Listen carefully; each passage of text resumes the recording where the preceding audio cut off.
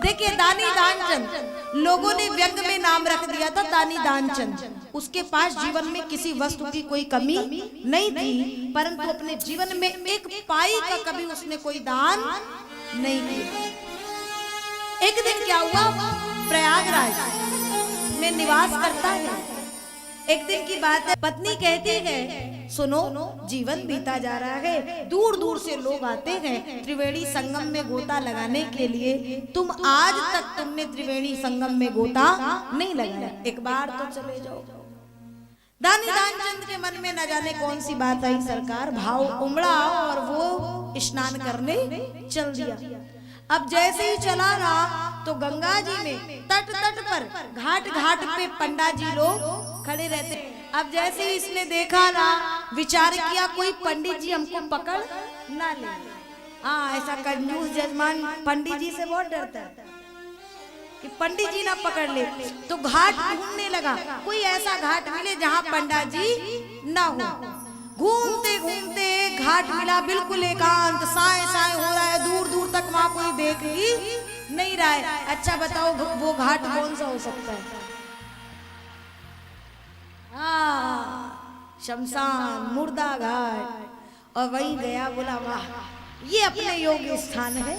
और वहीं जाकर के जैसे ही वस्त्र इत्यादि रखे और गोता लगाने को गया ना, भगवान देख रहे थे, भगवान से रहा नहीं गया। और भगवान कहने लगे आज इसके साथ कुछ खेल किया जाए। और भगवान से रहा नहीं गया, भगवान स्वयं शांति का सहयोग रखेंगे।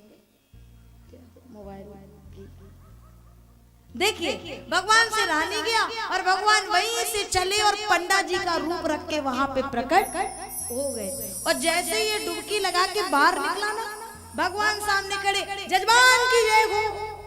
जैसे इसने देखा तुरंत अंदर, मुर्दा घाट भी नहीं छोड़ा, यहाँ पे भी आ गए। और फिर धीरे से निकला ना, देखा आप कौन? बोले हम यहाँ के पंडा जी। बोले प्रभु आपने ये घाट भी नहीं छोड़ा।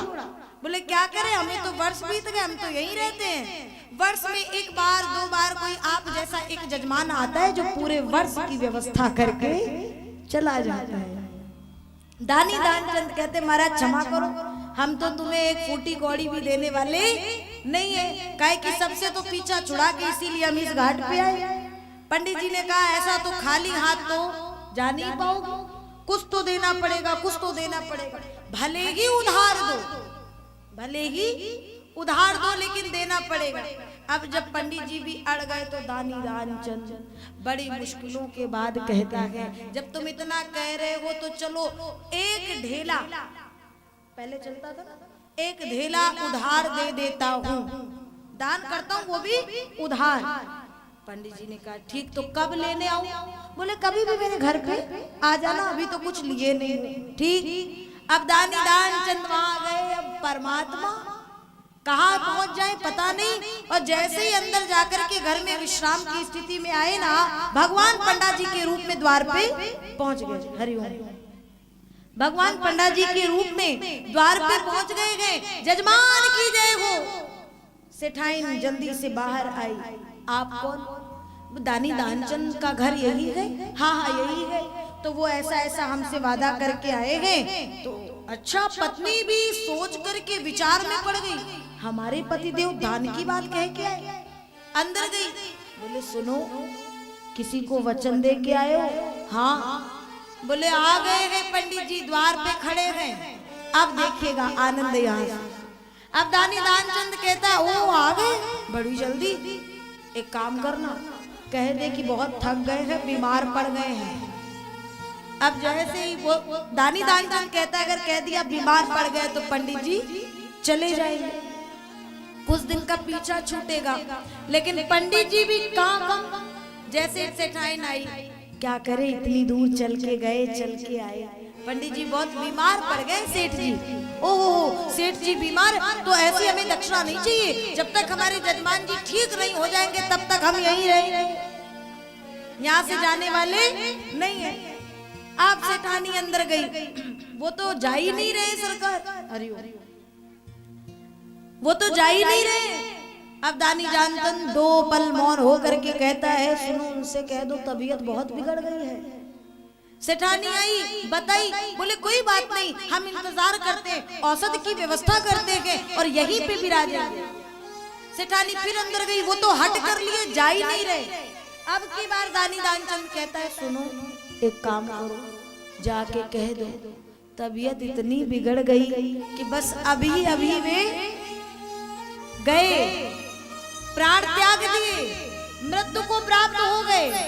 अरे रे पत्नी कहती क्यों मुझे पाप में डाल रहे हो? बोले अरे जा जा कह दे, तेरे कहने से मैं मर थोड़ी जाऊंगा। और जैसे ही पत्नी आई और रोते हुए कहने लगी, सरकार विलाप करते हुए, क्या बताए इतनी तबीयत खराब हो गई, तबीयत इतनी अत्यधिक बिगड़ गई सरकार की, अभी अभी बस गए।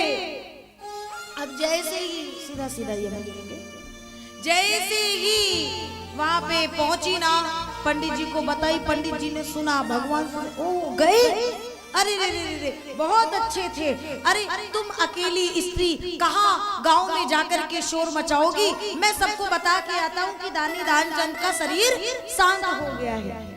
अब भैया पत्नी रोके, नहीं नहीं महाराज, बोले नहीं नहीं तुम कहाँ जाओगी, मैं तुम्हारी पीड़ा को समझ रहा हूँ, अमित रूप प्रगटे तेगी काला, और तुरंत रूप लेकर के पूरे गांव में हल्ला मचा दिए, दानी दानचंद गए, दानी दानचंद गए।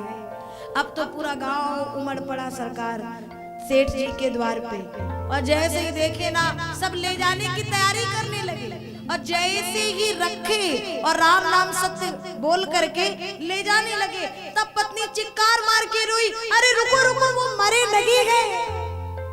अब गांव वाले कहे अरे बहन संतोष रख, शांति रख, होता गए, ये तो विधि का विधान है, अब बेचारी वो सच कह रही है, मरे नहीं है, परंतु कोई मानने को तैयार नहीं है। ऐसे करते करते भगवान भी देख रहे कितना हठी है, देखो तो जरा अभी भी उठ नहीं रहा है, श्वास रोके पड़ा है।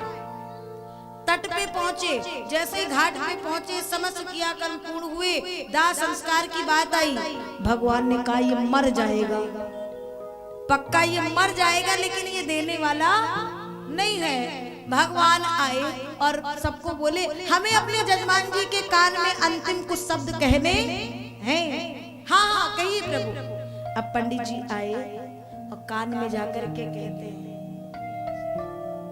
कान में जाकर के कहते, आया हूं बैकुंठ से। जैसे इतना कहे ना, इसको लगा ये तो भगवान की वाणी है, और तुरंत नेत्र खोले ना तो वही पंडित जी तुरंत नेत्र बंद कर दिए, फिर श्वास रोक ली।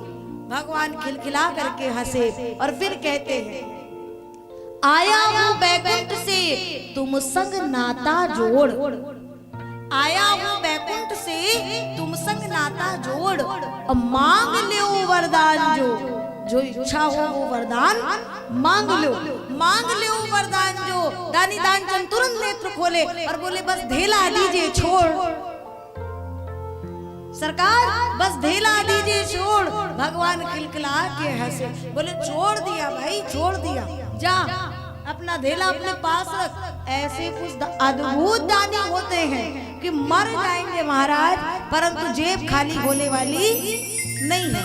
हाँ भाई डॉक्टर क्या जाकर के, वकील क्या जाकर के पूरा सब खर्च कर देंगे, लेकिन धर्म कार्य में खर्च होने वाला नहीं है, और वो तब तक नहीं होगा जब तक उसकी कृपा नहीं होगी। बोलिए बांके बिहारी लाल की